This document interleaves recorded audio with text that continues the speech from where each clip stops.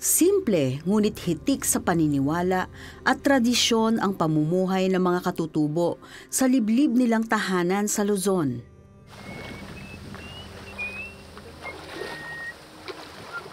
At kami pagkakanta ng mga tibi kita mo. Main kita mo amoy anak na mga pauhan at tibi hain. Isa si Elmer sa mga lumaki sa gitna ng mga ritual, pamahiin at mga kwento ng kabundukan. Main niya, pakangari mabuh ya. Entah nga. Oo, pagkanta mo na ang tibi kayo na. Para sa mga katutubong Aita, hindi lamang iisa ang Diyos. May Diyos ng araw, Diyos ng ulan, at iba pang espiritong pinaniniwalaang namamahala sa kalikasan at kapalaran tulad ng anito. Isa sa pinakamalakas na pinaniniwalaan talaga namin noon yung sa pananampalataya sa anito. Kasi may mga ninuno kami na pinamanahan daw ng kanilang mga lolo noon na yung kapangyarihan nga na magpagaling anumang uri ng sakit. Yung anito, para sa aming mga katutubo, yun yung pinakamabuting espiritu. Pero may mga espiritu din na masama, yan yung mga pumapatay sa amin. Maliban sa mayroon kaming tribal leader, yung nagdidikta rin talaga sa community, yung may anito talaga. Siyang nagsasabi sa amin kung ano yung dapat gawin, hindi dapat gawin sa community. Mayroong mga rules na sinusunod, halimbawa, paghaluin yung magkakakulay na pagkain, o kaya kung may dala kang mangga, kapag nangangaso ka na ng baboy mo, bawal yon. May sinira kang halaman, magkakasakit ka, lalaki yung tiyan mo, sasabog na, mamamatay ka na. Dahil sa paniniwalang may kapahamakang kaakibat ang pagsuway sa tradisyon, tumatak sa isip ni Elmer na ang anito ang kanilang tagapagsalba at ang kakampi sa tuwing may sakit o sakunang dumarating.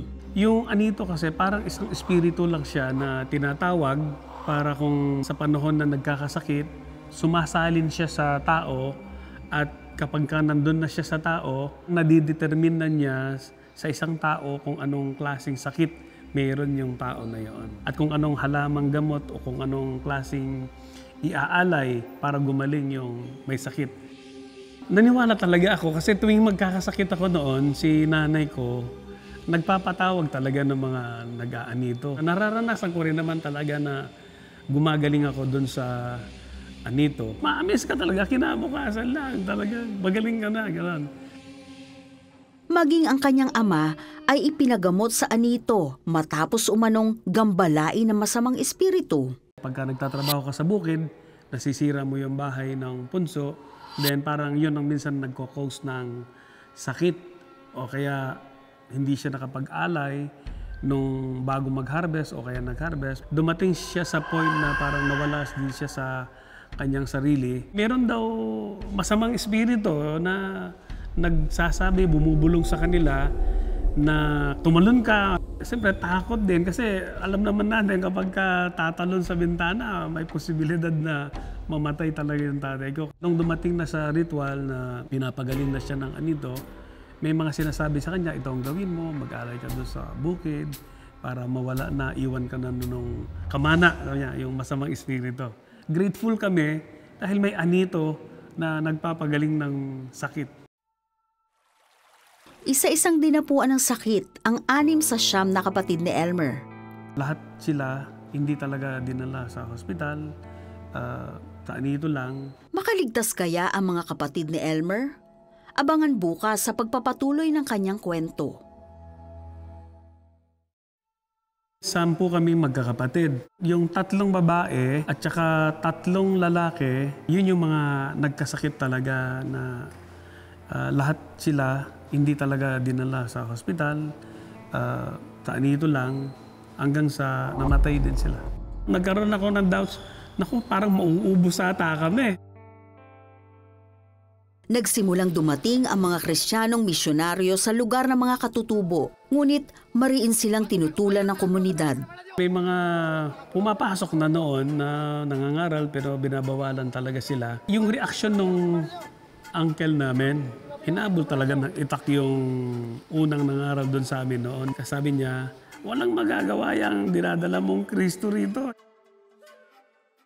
Sa kabila ng pagtutol ng komunidad, Paulit-ulit na sinusundan ng mga pagkakataon si Elmer na marinig ang mga misyonaryong nagbabahagi ng salita ng Diyos. Na-witness ko dun sa pastor na yung palagi, in the name of Jesus, yun yung nagdala din sa akin na maniwala ka na. Pero parang unti-unti nag-iisip na bakit kapangyarihan yung panalangin nila. Dahil sa maraming taong pagtsitsaga ng mga mangangaral ng salita ng Diyos, unti-unti ring nabuksan ang puso ng komunidad na dati sarado sa kanilang mensahe. Hina-hinay ang nangyari sa amin. Dinaan kami sa fellowship, picnic ng pastor, ang saya. Pero nandun pa rin yung paniniwala talaga sa anito. Until such time, yung tatay ko, nabuwal na mukhang mamamatay na si tatay mo. Pinatawag namin noon yung pastor namin. So, pinag-pray. Iyak yung pastora. Iyak din kami. Nagle-les na rin kami ganyan. Sabi niya, Panginoon, alam namin, pagagalingin mo si Tatay Pintik sa sakit niya na ito. Mas makapangyarihan ka, Panginoong Jesus.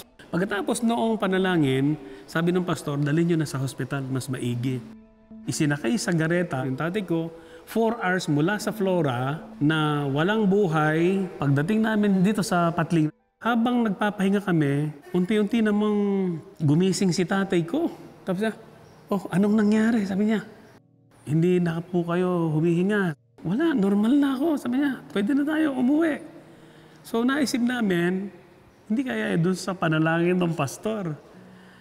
Kaya nabuhay na si tatay ko. Sa halip na dalhin namin si tatay ko sa hospital, bumalik na lang kami doon sa bundok. Doon nagsimula yung malasakit noon ng tatay ko sa mga pastor. Doon sa lote namin noon sa Flora, merong separate na 1,000 square meter. Pinatatamnan niya ng mga gulay, ng mga saging. Walang pwedeng kumuha ng mga tanim doon, harvest, kundi yung pastor lang. At tuwing may harvest, may bigas, pinapadala na yung pastor doon sa bahay nila. Kaya yung pastor namin naman noon, mangyak-ngyak din sila kasi tuwing aakyat sila sa bundok, sisipain yung assorted biscuit na lata. Pagka hindi maingay, mapuno ng bigas. Kasi si tatay ko ang pinaka-tribal chieftain noon. So ni-encourage na niya yung buong sityo na wag natin pabayaan yung pastor natin. Nagpatuloy si Elmer sa pakikinig at paglilingkod, kasama ang ilan pang mga katutubo. Siguro dahil ang nakikita nila yung hirap na nararanasan namin, hindi ko ganong narinig noon yung tanggapin si Jesus Pero ang madalas ko na naririnig noon yung 2 Chronicles 7:14, sa sandaling ang bayang ito, yung baryong ito, magbalik loob sa Diyos, hanapin ng Diyos, talikuran yung kasamaan, manalangin, ibabalik ng Diyos yung katiwasayan sa lupaing ito. Talagang nakita namin yung kailangan mo talaga na merong talagang isang Diyos. Kasi may time noon na masipag na kami sa simbahan, halos daang-daang sako ng palay talaga ang naaani namin noon sa bukid. Itinalaga si Elmer bilang youth leader ng kanilang community church. Subalit, actually parang wala pa yun noon kasi dahil may mga nililigawan din sa loob ng simbahan, nandun lang ako, pasikat lang. Gradual lang yung paniniwala ko papunta sa Kristyanismo, pero meron pa rin nakakapit sa akin sa paniniwala sa anito. Sa kabila ng lahat, nagsimulang tumanggap si Elmer ng mga mensahe mula sa Diyos sa pamamagitan ng mga panaginip. Nagsasalita daw ako sa maraming mga tao, nagsishare na ng Word of God, na sa totoo lang, pagkagising ko, hindi naman talaga ako ganun. Ngunit dumating ang isang mabigat na pagsubok. Nagkasakit siya ng malubhang karamdaman na nagbanta sa kanyang buhay. Naririnig ko na noon na wala na akong chance na mabuhay. Saan kakapit si Elmer? Sa nakasanayang anito o sa nakilalang Diyos? Abangan bukas ang pagpapatuloy ng kwento ni Elmer. Bagamat paulit-ulit siyang kinakausap ng Panginoon sa kanyang mga panaginip na siya'y tinawag upang magpastor, mas pinili pa rin ni Elmer na sundin ang sariling pangarap. Desidido ako talaga na pumasok sa pagiging army. So nakumpleto ko na yung requirements ko. So susunod na araw, magsasabit na kami ng mga requirements. Pero yun yung time na pagbaba ko, doon ako nagkasakit. Ang laman ko, nanginginig, sobrang init. Hanggang sa hindi ko na mabuksan yung bibig ko, hindi na ako makapagsalita. Sobrang sakit siguro sa ulo talaga. Yung parang sasabog talaga yung ulo ko noon. Talagang hirap na ako. So umabot halos ng 1 month. Hanggang isang araw, dinala nga ako sa Patling na. At mayroon noon na tinatawag nilang sanidad, nagtetest ng dugo. Natuklasan nila na yun nga, may malaria malignant na ako sa ulo na. Ipinagamot na siya ng kanyang ama sa ospital upang maagapan ang kanyang lumalalang kalagayan. Sa panahong ito, si Elmer ay tumawag na sa Diyos. Dahil naririnig ko na noon na wala na akong chance na mabuhay kasi yung malaria malignant ko ata, sabi nasa utak ko na. Last resort, parang ganun lang yun. Pero talagang bukal sa puso ko, Lord, sabi ko kung totoong may Diyos, pagbigyan niyo akong mabuhay, gagamitin ko yung sarili ko, yung buhay ko, na maipaglingkod sa inyo. Parang ang bilis lang. 3 to 5 days lang, nawala na yung lagnat ko. Nung naka-recover na ako, di umuwi na ako, may na-receive ako na sulat. Sabi nitong sulat, you are already enrolled at Emmanuel Bible School. Naku, sabi ko, ito na yung ibinulong ko ata sa Panginoon. Ang hindi alam ni Elmer, lihim na ipinag-enroll na pala siya sa Bible School ng kanyang tiyuhin na nauna nang naging pastor bago siya. Sinabi ko sa mga magulang ko na pag-aaral ako ng pastor, nasa isip ko na talaga yon na siguro hindi para sa akin yung pagiging army. Dinadala ako ng Panginoon dito. At doon ko na rin siguro ito yung panaginip ko noon na nagpipreach ako. Ito na siguro yun. Dahil sa kagalingang kanyang naranasan, inilaan ni Elmer ang kanyang buhay sa Panginoon at unti-unting lumalim ang kanyang pananampalataya, lalo na nang mas mapag-aralan niya ang salita ng Diyos. Sa kabila ng mundong ito, kung tatawagin mo lang siya, may mas makapangyarihan pa pala kaysa doon sa pinaniniwalaan namin na kailangan pa namin na isang tao na mayroong anito, na kung tatawag ka pa pala sa kanya diretso, mas mararamdaman mo yung kanyang kapangyarihan. Dito unti-unting nabuwag ang takot ni Elmer na bunga ng tradisyong kanyang kinalakihan, nang mas lalo niyang maunawaan ang pag-ibig ng Diyos. John 3:18 ang talagang malakas sa akin. Kung hindi ka maniniwala at tanggapin yung si Jesus, mapapahamak ka dahil nga na-build kami doon sa takot. Yun yung unang nag-trigger sa akin, yung John 3:18. Hanggang sa bumalik lang ako doon sa 3:16. Napakagrabe talaga yung pag-ibig ng Diyos. Yung buong buhay niya ay pinagkaloob niya sa atin para magkaroon tayo ng tunay na kaligtasan sa Kanya.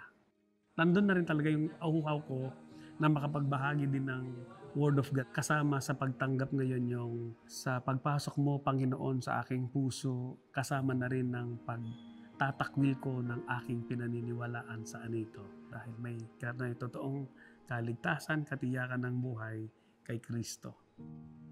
Sa tulong at suporta ng kapwa Kristiyano at sa pagsasanay sa Bible School, natutunan ni Elmer na ibahagi ang salita ng Diyos sa kanyang kapwa katutubo. Di nagtagal, siya ang naging pastor sa Aita Community. Nang makapagtapos sa Bible School, nagbukas ang isang bagong oportunidad para makapag-aral muli si Elmer sa kolehiyo. Subalit, may Aita dito sa school natin. Hindi naman natin makakalala yung mga ganyan. Lapit yung mga dyan sa mga bundok nag-aapon. Mahirap pala ako yung nandito pala sa bayan. Doon ko naranasan talaga yung discrimination. magpapatuloy kaya si Elmer sa kanyang pag-aaral o tuluyan siyang susuko sa gitna ng mga mapanghusgang mata sa mga katutubo? Abangan bukas ang pagpapatuloy ng kwento ni Elmer. Timing noon na pumutok din yung pinatubo, tuwing pumapasok ako, sabi ng mga Kapampangan, akala ko sa resettlement lang may baluga. Dito rin pala mayroong baluga. Mahirap pala ako yung nandito pala sa bayan. Doon ko naranasan talaga yung discrimination. Noon pa man, ang mga katulad ni Elmer bilang isang Aita ay nilalayuan at kinukutya. Dito pa sa Patling noon, naranasan na talaga namin yung discrimination.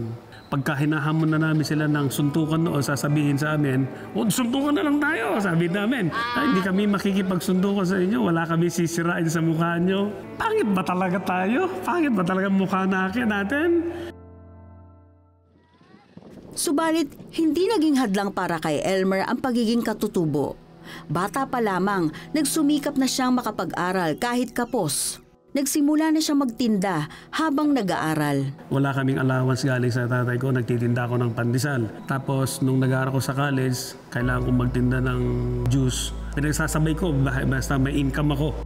Subalit, hindi pa rin nawala ang mga salitang bumabatikos sa kanyang pagkatao. Sa kabila nito, nagkaroon siya ng ilang tunay na kaibigan na kanyang naging kakampi. May pinaprepare ang Diyos na kaibigan ko na nagiging tagapagtanggol. Kaya dumami yung mga kaibigan ko noon dahil nawala yung discrimination. Yung motivation din kasi sa akin ng mga leader sa Emmanuel Bible School noon na kasama talaga sa buhay yan, Elmer. Kailangan mo i-prepare yung sarili mo dahil in the future, nagiging leader ka din ng mga kapwa mo katutubo. At nang siya'y makatapos ng kolehiyo, tuluyan na niyang niyakap ang tawag ng paglilingkod sa Diyos sa simbahan. Ngunit sa halip na kapayapaan, muli niyang naranasan ang diskriminasyon. Yun ang mahirap doon, yung expectation sa akin na pangunahan mo yung kapwa mo tribo. May time noon nung sinubukan talaga ako na ikaw muna assistant director ng Bible School. Ay, di ko kayang patakbuhin ito. Mayroong isang member ng board noon na huwag mong ipagkatiwala sa katutubo yung institution. Baka mamatay. Dahil alam naman natin yung mga katutubo. Sa gitna ng kaliwat kanang diskriminasyon, hindi mag-isang hinarap ni Elmer ang lahat. Kasama niya sa gawain ng Diyos ang kanyang asawa at katuwang sa pagbuo rin ng kanilang sariling pamilya. Doon namin talaga natutuhan na ng misis ko na palaging magdepende sa kapangyarihan ng panalangin, sa kapangyarihan ng pagtitiwala talaga sa Panginoon. Kaya for 17 years na sa Bible School, hindi kami pinabayaan ng Panginoon. Tinanggal namin yung solicitation, tinanggal namin yung pagsulat sa mga sponsor. Hindi ka nangihingi but God still provide our needs sa Emmanuel Bible School. May time din noon nung naging district superintendent ako sa Zambales, sasabihin ng ibang mga church member dahil mga sapatag sa tindig, bihis, hindi ka talaga mukhang DS eh. Siguro yung nakikita sa akin, yung physical appearance ko. Pero iba, pagka nagpe-pray ka naman DSL na, parang tinitibag kami, gano'n. Sa paglipas ng mga taon, masigasig na pinalago ni Elmer ang ministeryong ipinagkatiwala sa kanya, ang pangunahan ng kanyang tribo sa mas malalim na pananampalataya at itaguyod ang pagtuturo at paghubog ng mga Kristiyano upang maglingkod sa Diyos bilang direktor ng Emmanuel Bible School. Dala-dala ko yun yung No Tribes Left Behind in God's Heart. Nakikilala ko na ng mas malalim ang Panginoon na hindi siya sinungaling na Diyos. Kung magpapatuloy ka lang sa Kanya, bagamat may mga pagsubok, may mga struggle, kakayanin mo lahat yan. Ngunit sa muling pagharap ni Elmer sa panganib, magagawa pa rin kaya niyang ipahayag ang kabutihan ng Diyos? Tinabihan ako ng doktor na manalangin ka na. Tinaningan ako 6 months. Anong sakit ang dumapo kay Elmer at paano niya ito hinarap? Abangan ang pagpapatuloy ng kanyang kwento bukas. Nang muli magkasakit ang kanyang ama, hindi na sila lumapit sa anito. Sa halip, nagdasal sila at dinala ito sa ospital. Doon, natuklasang kailangan na pala ng agarang pagsali ng dugo. Nag-volunteer ako na magpakuha ng dugo para masalinan yung tatay ko. Kinabukasan, tinawag ako ng Red Cross. Hindi pwedeng gamitin yung dugo mo kasi may tama ka. Na-diagnose si Elmer na may hepatitis B, isang kondisyong maaaring humantong sa cirrhosis. Laking gulat niya lalo na't wala siyang nararamdamang sintomas. Ngunit higit pa rito, isang balita ang lubos na yumanig sa kanya. Tinaningan ako 6 months. Malala na talaga siya. Tinabihan ako ng doktor na manalangin ka na. Doon ako nagkaroon ng parang takot na nung sinabihan na ako ng doktor na I-separate na ninyo yung tutulugan ni Elmer, i-separate nyo ng plato niya, yung kakainin niya. Parang nagkakaroon na ako ng self-pity. Mamamatay na ba ako? Sa kabila ng kanyang pananampalataya, dumating pa rin ang mga sandaling nagduda si Elmer at halos maubos ang kanyang pag-asa. Ang dami na. Yan. Siguro makasalanan niya si Pastor Elmer. So yung mga naririnig ko, nag-struggle na naman ako doon. Siguro nga, sabi ko, parusa ito ng Panginoon sa akin. Ganun na. Pero pinapalitan ni Lord yung negative na naririnig ko. Hindi sabi rin yan. Training yan. Ganun. Sa gitna ng mga pangungutya at panghihina ng loob, sa salita ng Diyos pa rin humugot ng lakas si Elmer. Ang naging hope ko ang Diyos. So kalkal ako ng kalkal sa Bible, naghahanap ako ng solusyon, hanggang sa ipinakita sa akin yung kwento ng buhay ni Haring Hezekiah. Sinabihan siya ni Propeta Isaiah, sabi niya, Haring Hezekiah, mamamatay ka na ngayon. Tapos nag-pray si Haring Hezekiah, sabi niya, Lord, hindi naman ako ganun kasama, hindi naman ako ganun kabuti, pero sana bigyan niyo pa ako ng pagkakataon na mabuhay. Nakita ng Panginoon yung puso ni Haring Hezekiah na totoo siyang nagsisi. Pinabalik si Propeta Isaiah sa kanya, sabihin mo kay Haring Hezekiah that I will give him another 15 years. Nako, ito na. Sabi ko, Lord, 6 na buwan ang taning ko. Pero sabi mo sa Bible, pwede pang mag-extend ng 15 years yung buhay ko. Lord, kaya mo kong pagalingin sa sakit na ito. Sabi ko ganyan. So pinagtiwalaan ko yon. Habang lumilipas sa mga araw, kinailangan ni Elmer na sumailalim sa mga laboratory test bilang bahagi ng pagkuha ng medical certificate para isumite sa seminary. Hanggang sa... Nakakabigla po yung resulta. Sabi niya, wala ka naman ng sakit, negative na. Iniwan ko talaga sila ngayon. Sila misis ko. Punta ako sa CR, nag-pray ako. Lord, salamat po, umiyak na ako. Talagang gusto mo akong makapag-seminaryo. Sabi ko ganyan. Subalit nagkaroon pa rin ng pag-aalinlangan si Elmer sa kanyang biglaang paggaling. Kaya't ginamit ng Diyos ang isang missionary pastor mula sa Korea upang hikayatin siyang magpa-check up sa ibang bansa. Pagkatapos ng executive check-up, normal naman. Pati liver ko. Galing talaga ng Panginoon. Hindi na lang siya 15 years. 17 years na ngayon, mag-18 years na, wala pa akong nararamdaman sa aking liver. So marami ng bonus na binigay sa akin si Lord. At na-prove ko yung kanyang katapatan, yung totoong siya ang Diyos na nagpapagaling. Compare doon. Siguro kung may anito pa, baka patay na ako. Matapos maranasan ang kagalingan mula sa Diyos, ipinagpatuloy ni Elmer ang kanyang misyon. Ibahagi ang salita ng Panginoon at tulungan ng kapwa Aita sa pagbangon sa buhay. Dahil bunga din ako ng scholarship program, iba-ibang mga tao tumulong sa akin para makapagtapos ako. Ito rin yung paraan ko para maibalik naman yung pasasalamat sa kanila, yung makatulong ako sa mga kapwa katutubo. Karoon kami ng isang goal na at least one Aita professional in every family. Bukod sa pastoral course, meron na tayo ngayong scholarship program sa high school, sa elementary, college, ALS program. Idinagdag din natin yung livelihood program. Kung makapag-aral, wala nang maiiwan na katutubo. Siyempre, idagdag mo pa rin yun yung kilala nila ang Panginoon dahil nandun talaga yung tunay na pag-asa ng marami. Mula sa pagiging isang simpleng Aita, ngayon ay isa na siyang katutubong may layunin mula sa Panginoon. Isa sa malaking pinasasalamatan ko talaga sa buhay ko, yung may mga taong nasa paligid ko na matyaga na nagturo sa akin ng mga katotohanan ng salita ng Panginoon. Mula sa pagkakasakit ko, mula sa mga pinagdaanan ko, mga problema, siya talaga yung solusyon. Si Jesus.